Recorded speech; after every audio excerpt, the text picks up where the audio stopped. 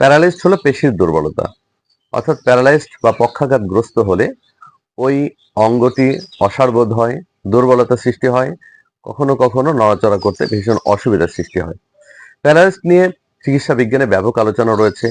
আমরা সেই আলোচনার দিকে না গিয়ে বরং হোমিওপ্যাথিতে কিছু কার্যকরী মেডিসিন নিয়ে কথা বলতে চাই। যেমন বাম দিকে প্যারালাইজড হলে ক্যালাডিয়াম নামক ওষুধটি সবচেয়ে বেশি কার্যকর, আবার ডান দিকে হলে কোস্টিকাম বেশি কার্যকর। ব্রেইন স্ট্রোকের কারণে যদি প্যারালাইজড হয় তাহলে তিনটি মেডিসিন কাজ করে। এক হলো আর্নিকা মন্টেনা, দুই নাম্বার ফসফরাস এবং তিন নাম্বার হলো বেলেডোনা। যদি নিম্নাঙ্গের যেমন হাতের বা পায়ের প্যারালাইজড হয় বা সেক্ষেত্রে ঝিনঝিন করা, অসাড়বোধ আর উপরের অঙ্গ যদি গরম থাকে তাহলে সেক্ষেত্রেও তিনটি মেডিসিন যেমন কোনিয়াম, প্লাম্বাম মেট এবং অ্যাসিড পিক্রিক বেশি কার্যকর। স্পাইনাল কর্ডের যদি প্যারালাইজড হয় তাহলেও তিনটি ওষুধ সবচেয়ে বেশি কার্যকর। একটি হলো আর্নিকা, এরপরে হাইপেরিকাম এবং নেট্রামসাম।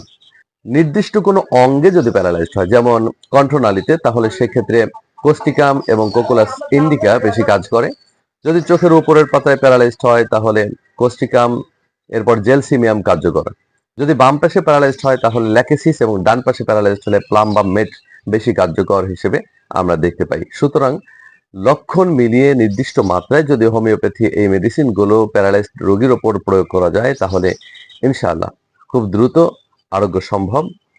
যদিও এক্ষেত্রে অবশ্যই কোনো না কোনো হোমিওপ্যাথিক মেডিসিন বিশেষজ্ঞের সঙ্গে পরামর্শ করা প্রয়োজন। ভালো থাকবেন। আল্লাহ হাফেজ।